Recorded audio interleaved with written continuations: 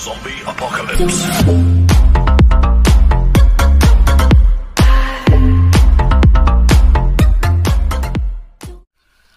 Assalamualaikum warahmatullahi wabarakatuh. Sahabat sosial dimanapun berada, ini adalah video pertama saya di tahun 2021.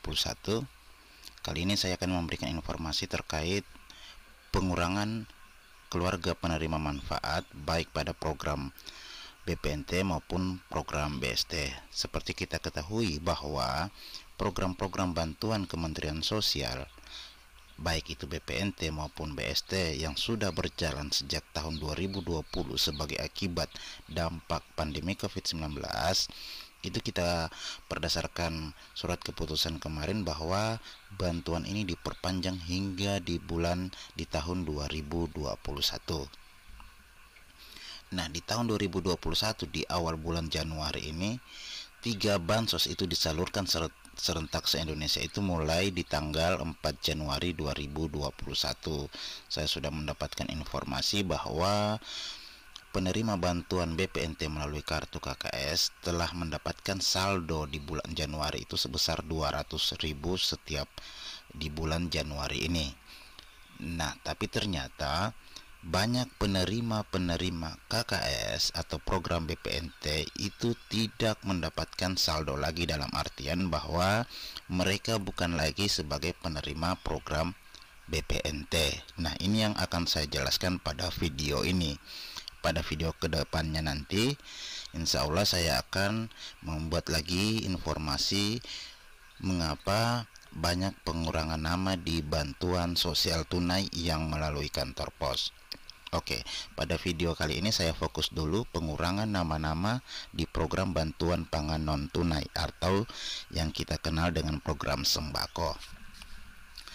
Oke teman-teman, pada website dari newsdetik.com dijelaskan bahwa Kementerian Sosial memastikan pihaknya terus melakukan pemutakhiran data untuk penyaluran bantuan sosial. Perbaikan data ini diharapkan bahwa bansos ini akan nantinya tepat sasaran. Secara bertahap kita terus lakukan perbaikan datanya sampai dengan tahapan-tahapan dari akhir. Terus kontrol agar data yang terkait dengan penerimaan bantuan itu kita menjadi match dengan data yang ada di Dukcapil. Ini jelas bahwa perbaikan data yang dilakukan oleh Kementerian Sosial itu harus sinkron dengan data yang ada pada catatan sipil, baik itu nama utamanya NIK dan tempat tanggal lahir. Ini sangat jelas, sehingga teman-teman, banyak penghapusan data oleh pengurangan penerima manfaat di program BPNT itu disebabkan antara lain berdasarkan surat dari Kementerian Sosial ini ada 10 item, sehingga mengapa seseorang KPM itu tidak lagi menerima program sembako padahal dia sudah menerima program sembako dari sejak tahun 2020. Nah, di bulan Januari ini banyak pengurangan data penerima manfaat. Kita baca bersama bahwa surat dari Kementerian Sosial Republik Indonesia nomor 2867 bulan 12 tahun 2020 tentang data KPM sembako dikeluarkan tahun 2021. Jadi jelas ada data keluarga penerima manfaat program sembako dikeluarkan pada tahun 2021. Nah, ini terjadi di bulan Januari ini. Surat yang beredar kepada Kepala Dinas Sosial Kabupaten Kota itu di tempat menindaklanjuti hasil pemantauan terhadap data keluarga penerima manfaat bantuan program sembako tahun 2020.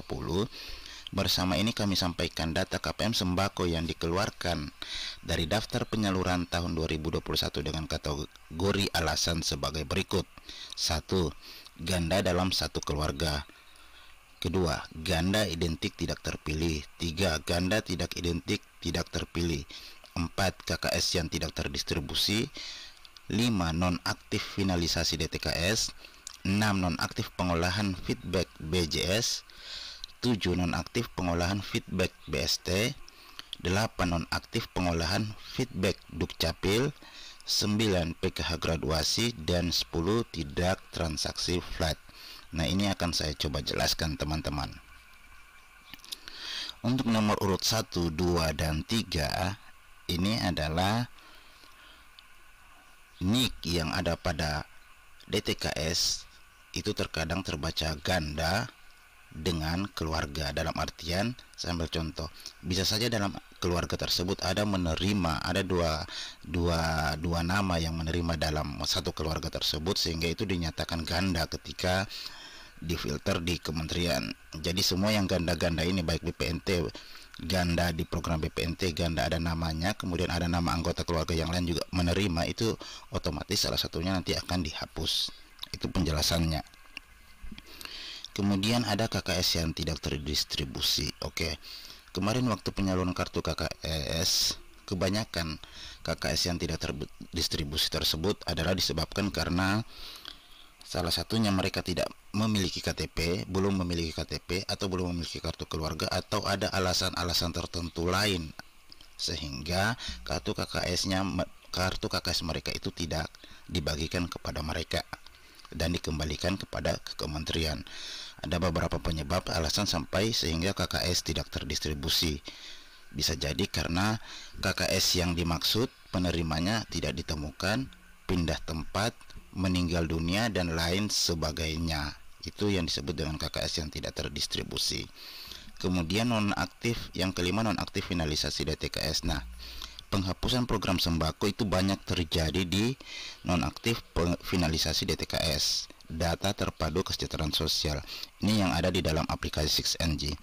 Sebagaimana kita ketahui, di sekitar bulan Juli sampai Agustus kemarin ada perbaikan data DTKS di aplikasi 6NG, sehingga banyak mungkin data-data yang dihapus oleh operator, misalnya operator 6NG, operator desa, mungkin karena tidak ditemukan, mungkin karena meninggal, mungkin karena lain hal dan lain sebagainya, sehingga nama keluarga tersebut itu dihapus dalam 6NG, sehingga yang kemarin masih menerima program sembako karena terhapus dari data 6NG, sehingga mereka pada tahun ini tidak akan menerima lagi.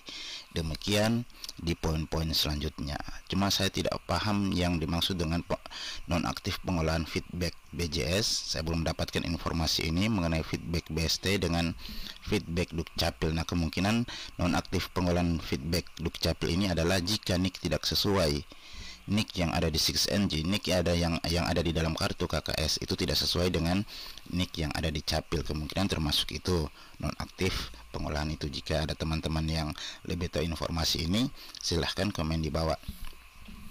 Selanjutnya nomor 9 adalah PKH graduasi. PKH graduasi ini kita anggap bahwa ini mungkin teman-teman pendamping PKH lebih paham, karena kami cuma mendengar selentingan bahwa PKH graduasi ini adalah keluarga yang awalnya tidak mampu itu sudah dianggap mampu, sehingga dia dianggap, atau PKH yang tadinya ada komponen untuk mendapatkan bantuan PKH, baik itu anak sekolah maupun ibu hamil, itu sudah tidak memiliki komponen lagi, sehingga disebut PKH graduasi. Artinya tidak menerima program PKH lagi, karena komponen yang ada dalam PKH itu yang seharusnya dibantu itu sudah tidak ada lagi. Misalnya anaknya yang tadi sekolah sudah tidak sekolah lagi, yang seperti ini namanya PKH graduasi.